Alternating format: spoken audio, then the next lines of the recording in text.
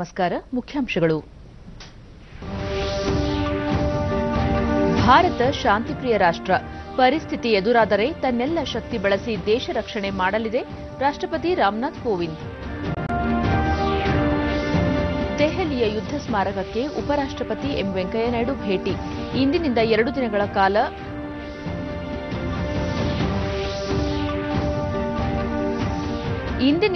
ದಿನಗಳ ಕಾಲ ಗುಜರಾತ್ಗೆ ಪ್ರಧಾನಿ ನರೇಂದ್ರ ಮೋದಿ ಭೇಟಿ. ಜಾಮ್ನಗರದಲ್ಲಿಂದು ಆಸ್ಪತ್ರೆಗಳ ಲೋಕಾರ್ಪಣೆ. ಹಾಗೂ ಮಹಾಶಿವರಾತ್ರಿ ಅಂಗವಾಗಿ ದೇಶಾದ್ಯಂತ ದೇವಾಲಯಗಳಲ್ಲಿ ವಿಶೇಷ ಪೂಜೆ ಆರಾಧನೆ. ರಾಷ್ಟ್ರಪತಿ ಪ್ರಧಾನಿ ಸೇರಿ ಗಣ್ಯರ ಶುಭ ಹಾರೈಕೆ. ವಾರ್ತೆಗಳ ವಿವರ. ರಾಷ್ಟ್ರಪತಿ ರಾಮನಾಥ್ ಕೋವಿಂದ್ ತಮಿಳುನಾಡಿನ ಸಲ್ಲೂರಿನ ಭಾರತೀಯ ವಾಯುಪಡೆಯ ಹಕಿಂಪೇಟ್ ವಾಯುನೆಲೆಗೆ ಪ್ರೆಸಿಡೆಂಟ್ ಕಲರ್ಸ್ ಗೌರವ ಸಮರ್ಪಿಸಿದರು. ಯುದ್ಧ ಮತ್ತು ಶಾಂತಿ ಕಾಲದಲ್ಲಿ ವಾಯುಪಡೆಯ ಹಕಿಂಪೇಟ್ ಘಟಕ ನೀಡಿದ ಕೊಡುಗೆಯನ್ನು ರಾಷ್ಟ್ರಪತಿ ಅವರು ಶ್ಲಾಘಿಸಿದ್ದಾರೆ. Speaking on the occasion, the President said India remains firmly committed to peace, but in case the need arises, we will use all our might to protect the nation.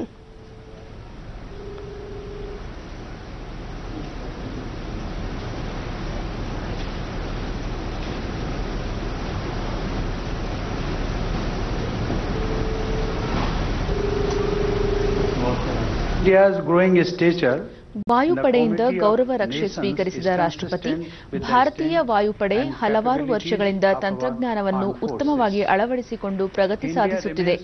ತನ್ನ ವೃತ್ತಿಪರತೆ ಹಾಗೂ ಉನ್ನತ ಬದ್ಧತೆಯೊಂದಿಗೆ ಕಾರ್ಯನಿರ್ವಹಿಸುತ್ತಿದೆ. ತ್ವರಿತಗತಿಯಲ್ಲಿ ಆಧುನೀಕರಣಕ್ಕೆ ಆದ್ಯತೆ ನೀಡಿ ಸಮಗ್ರವಾಗಿ ಪ್ರಗತಿ ಹೊಂದುತ್ತಿರುವುದು ಶ್ಲಾಘನೀಯ. ಭಾರತ ಶಾಂತಿಗೆ ಬದ್ಧವಾದ ರಾಷ್ಟ್ರ. ಒಂದು ವೇಳೆ ಪರಿಸ್ಥಿತಿ ಎದುರಾದರೆ ತನ್ನೆಲ್ಲಾ ಶಕ್ತಿಯನ್ನು ಬಳಸಿಕೊಂಡು ದೇಶ ರಕ್ಷಣೆ ಮಾಡಲಿದೆ ಎಂದು ಹೇಳಿದರು. ವಾಯುಪಡೆ ಸಿಬ್ಬಂದಿ ವಿವಿಧ ಕೌಶಲ್ಯಗಳನ್ನು ಪ್ರದರ್ಶಿಸಿದರು.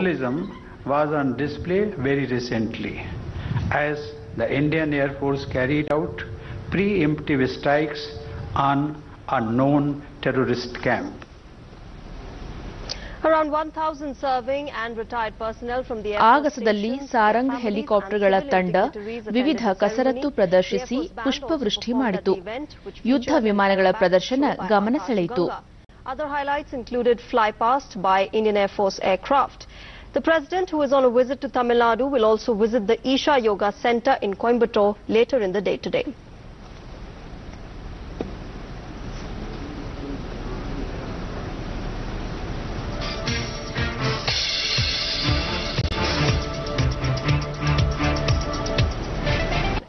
And now, ladies and gentlemen, keep looking.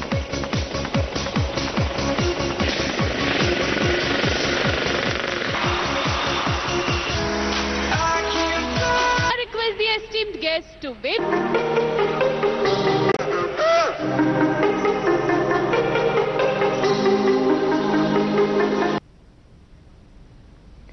Bank ಖಾತೆ ತೆರೆಯಲು ಹಾಗೂ ಮೊಬೈಲ್ ಸಿಮ್ ಕಾರ್ಡ್ ಖರೀದಿಸಲು ಆಧಾರ್ ಅನ್ನು ಗುರುತಿನ ದಾಖಲೆಯಾಗಿ ಸ್ವಯಂ ಪ್ರೇರಿತವಾಗಿ ಬಳಸುವ ಸುಗ್ರೀವಾಜ್ಞೆಗೆ ರಾಷ್ಟ್ರಪತಿ ರಾಮನಾಥ್ ಕೋವಿಂದ್ ಅಂಕಿತ ಹಾಕಿದ್ದಾರೆ.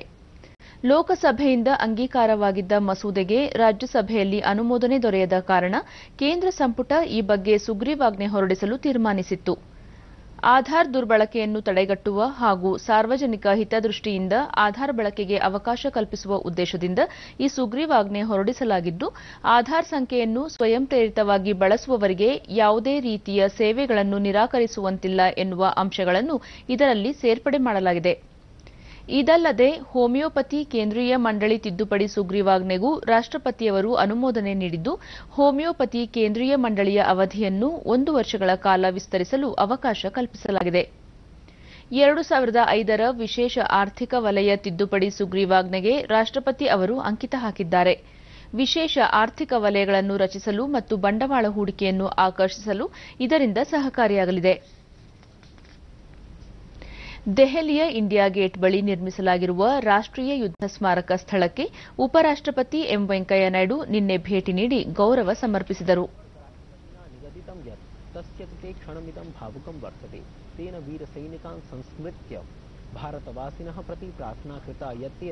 ಬಳಿಕ ಅವರು ಈ ಯುದ್ಧ ಸ್ಮಾರಕ ಸ್ಥಳ ಪ್ರತಿಯೊಬ್ಬ ಭಾರತೀಯನ ಹೃದಯದಲ್ಲಿ ದೇಶಭಕ್ತಿಯ ಜ್ಯೋತಿ ಹಚ್ಚಲು ಪ್ರೇರಣೆಯಾಗಿದೆ.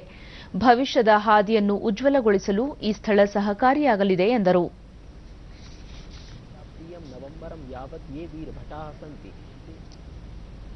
ಪ್ರಧಾನಿ ನರೇಂದ್ರ ಮೋದಿ ಇಂದಿನಿಂದ 2 ದಿನಗಳ ಕಾಲ ಗುಜರಾತ್ಗೆ ಭೇಟಿ ನೀಡಲಿದ್ದಾರೆ. ಜಾಮ್ನಗರದಲ್ಲಿ ಅಹಮದಾಬಾದ್ ವಲಯದಲ್ಲಿ ನಿರ್ಮಿಸಿರುವ ಮಹಿಳೆಯರು ಮಕ್ಕಳ ಸೂಪರ್ ಸ್ಪೆಷಾಲಿಟಿ ಆಸ್ಪತ್ರೆ, ಕಣ್ಣು, ದಂತ ಮತ್ತು ಕ್ಯಾನ್ಸರ್ ಆಸ್ಪತ್ರೆಗಳನ್ನು ಸೇವೆಗೆ ಸಮರ್ಪಿಸಲಿದ್ದಾರೆ. ಸಮುದ್ರ ನೀರನ್ನು ಶುದ್ಧೀಕರಿಸಿ ಬಳಸುವ ತಂತ್ರಜ್ಞಾನಕ್ಕೂ ಸಹ ಪ್ರಧಾನಿ ಚಾಲನೆ ನೀಡಲಿದ್ದಾರೆ.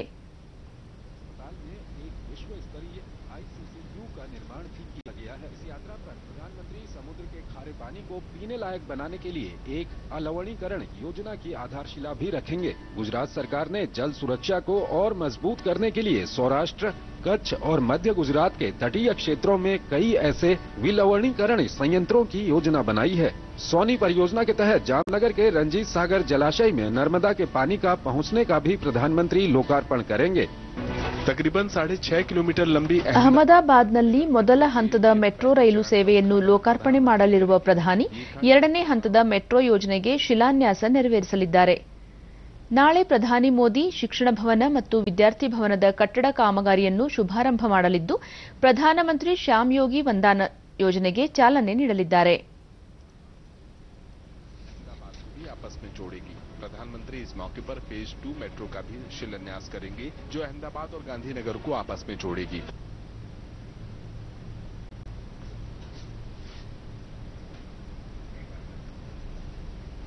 ರಾಷ್ಟ್ರೀಯ ಭದ್ರತಾ ಮಂಡಳಿ ಸಭೆ ಪ್ರಧಾನಿ ನರೇಂದ್ರ ಮೋದಿ ಅಧ್ಯಕ್ಷತೆಯಲ್ಲಿ ನಿನ್ನೆ ದೆಹಲಿಯಲ್ಲಿ ನಡೆಯಿತು. ಇತ್ತೀಚಿನ ಬೆಳವಣಿಗೆಗಳ ಬಗ್ಗೆ ಸಭೆಯಲ್ಲಿ ಮಹತ್ವದ ಚರ್ಚೆ ನಡೆಸಲಾಗಿದೆ.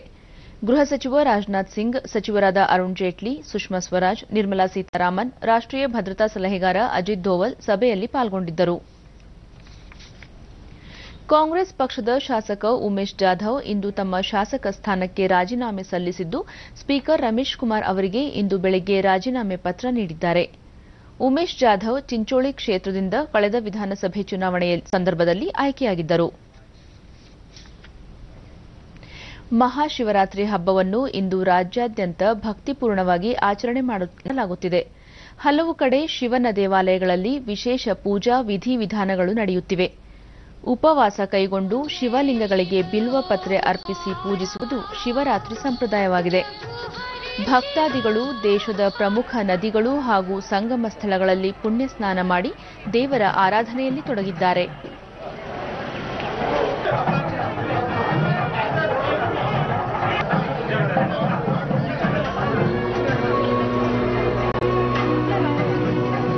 स्नान हो रहा है. लाखों की संख्या में श्रद्धालु पवित्र त्रिवेणी संगम में स्नान कर रहे हैं. ಉತ್ತರ ಪ್ರದೇಶದ ಪ್ರಯಾಗ್ರಾಜ್ನಲ್ಲಿ ಪುಣ್ಯ ಸ್ನಾನಕ್ಕೆ ಸಕಲ ವ್ಯವಸ್ಥೆ ಮಾಡಲಾಗಿದ್ದು, ಈವರೆಗೆ 22 ಕೋಟಿ ಭಕ್ತಾದಿಗಳು ಮಿಂದೆದ್ದಿದ್ದಾರೆ. ಇಂದು ಕುಂಭಮೇಳದ ಕೊನೆಯ ದಿನವಾಗಿದ್ದು, 55 ದಿನಗಳ ಕುಂಭಮೇಳ ಅತ್ಯಂತ ಯಶಸ್ವಿಯಾಗಿ ನಡೆಯುತ್ತಿದೆ. ಜನವರಿ 15ರ ಮಕರ ಸಂಕ್ರಾಂತಿಯಂದು ಕುಂಭಮೇಳ ಆರಂಭವಾಗಿತ್ತು.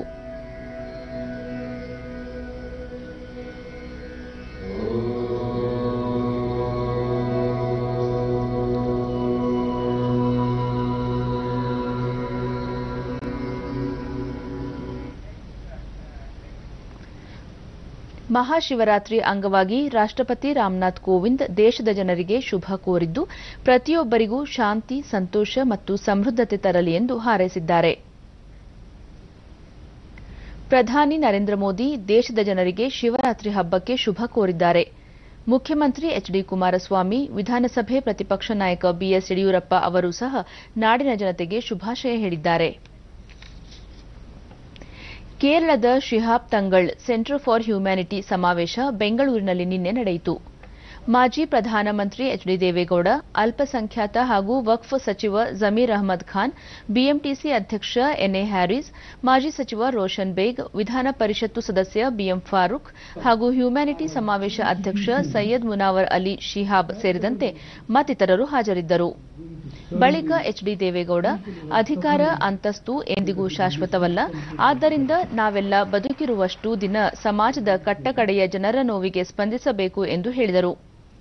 ಮಾನವೀಯ ಸೇವೆಯಲ್ಲಿ ತಮ್ಮನ್ನು ತೊಡಗಿಸಿಕೊಂಡಿದ್ದ ಕೇರಳ ಮುಸ್ಲಿಂ ಸಮಾಜದ ಮುಖಂಡರಾದ ಸೈಯದ್ ಮೊಹಮ್ಮದ್ ಅಲಿ ಶಿಹಾಬ್ ತಂಗಲ್ ಅವರ ಹೆಸರಿನಲ್ಲಿ ಹಲವು ಸಮಾಜಮುಖಿ ಚಟುವಟಿಕೆಗಳನ್ನು ನಡೆಸುತ್ತಿರುವುದು ಒಳ್ಳೆಯ ಬೆಳವಣಿಗೆ ಎಂದು ಮೆಚ್ಚುಗೆ ವ್ಯಕ್ತಪಡಿಸಿದರು.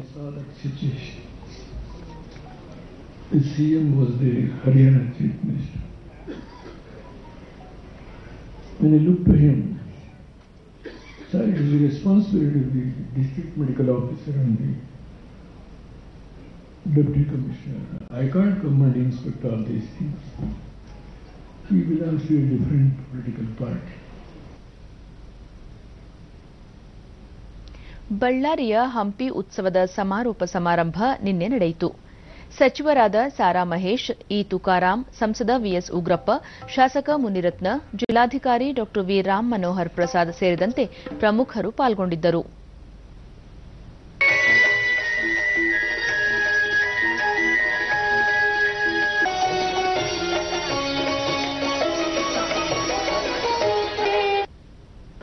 ಇಡೀ ರಾಜ್ಯದಲ್ಲಿ ಬಳಿಕ ಸಾರಾ ಮಹೇಶ್, ಈ ನಾಡಿನ ಸಂಸ್ಕೃತಿ ಬಿಂಬಿಸುವ ಉತ್ಸವಗಳ ಆಚರಣೆ, ಪ್ರವಾಸಿ ತಾಣಗಳ ಅಭಿವೃದ್ಧಿ ಕಾರ್ಯಗಳ ಜೊತೆಗೆ ರಾಜ್ಯವ್ಯಾಪಿ 9 ಲಕ್ಷ ನಿರುದ್ಯೋಗಿಗಳಿಗೆ ವಿವಿಧ ರೀತಿಯಲ್ಲಿ ಉದ್ಯೋಗ ಸೃಷ್ಟಿ ಮಾಡಲು ಕ್ರಮ ಕೈಗೊಳ್ಳಲಾಗಿದೆ ಎಂದು ಹೇಳಿದರು.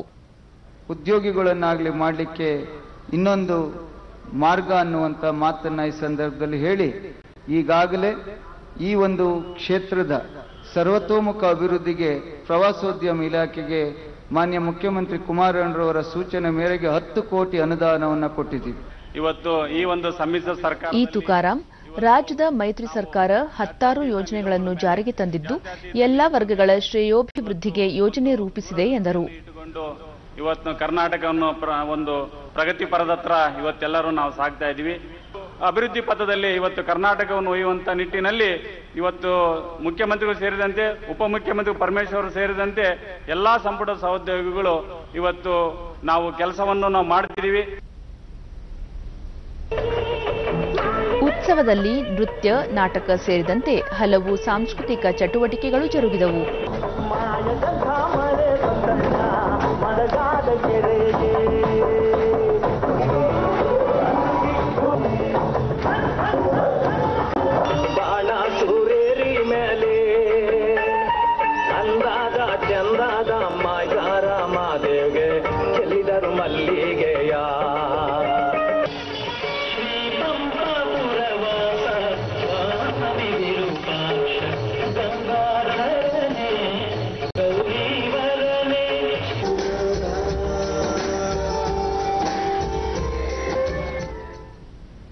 ಕೇಂದ್ರ ಮಾನವ ಸಂಪನ್ಮೂಲ ಅಭಿವೃದ್ಧಿ ಸಚಿವಾಲಯ ಸಹಯೋಗದೊಂದಿಗೆ ಉಡುಪಿಯ ಮಣಿಪಾಲದ ಎಂಜಿನಿಯರಿಂಗ್ ಕಾಲೇಜಿನಲ್ಲಿ ಹಮ್ಮಿಕೊಂಡಿದ್ದ ಸ್ಮಾರ್ಟ್ ಇಂಡಿಯಾ ಹ್ಯಾಕಥಾನ್ ಪ್ರಶಸ್ತಿ ಪ್ರದಾನ ಕಾರ್ಯಕ್ರಮ ನಿನ್ನೆ ನಡೆಯಿತು. ರಾಷ್ಟ್ರೀಯ ಕೌಶಲ್ಯಾಭಿವೃದ್ಧಿ ವಿಶ್ವವಿದ್ಯಾಲಯದ ಡಾ ಸುರ್ಜಿತ್ ಸಿಂಗ್ ಪಾಬ್ಲಾ, ಮಣಿಪಾಲ್ ತಾಂತ್ರಿಕ ವಿಶ್ವವಿದ್ಯಾನಿಲಯದ ನಿರ್ದೇಶಕ ಡಾ ಡಿ ಶ್ರೀಕಾಂತ್ ರಾವ್ ಸೇರಿದಂತೆ ಮತ್ತಿತರರು ಉಪಸ್ಥಿತರಿದ್ದರು.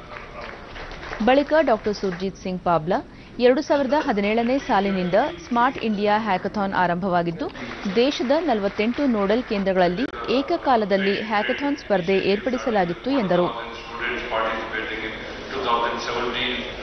1 lakh students last year and 2 lakhs this year, so they have made it into a preliminary and a final round of software, and I'm told also the hardware round is going to be started. Hosted the Smart India Hackathon. DD ನ್ಯೂಸ್ನೊಂದಿಗೆ Dr D Srikanth Rao, Manipal smart India hackathon ಸ್ಪರ್ಧೆಯಲ್ಲಿ 23 ತಂಡಗಳು ಪಾಲ್ಗೊಂಡಿದ್ದವು.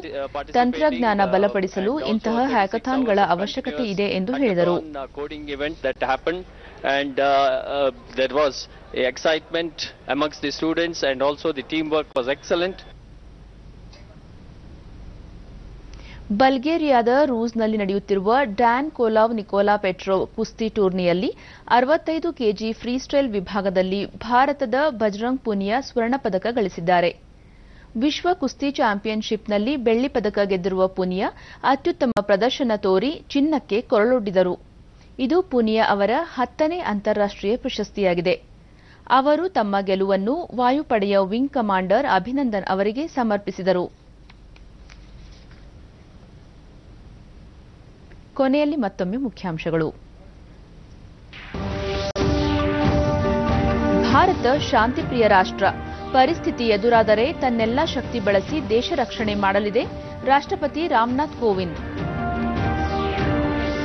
ದೆಹಲಿಯ ಯುದ್ಧ ಸ್ಮಾರಕಕ್ಕೆ ಉಪರಾಷ್ಟ್ರಪತಿ M Venkaiah Naidu ಭೇಟಿ.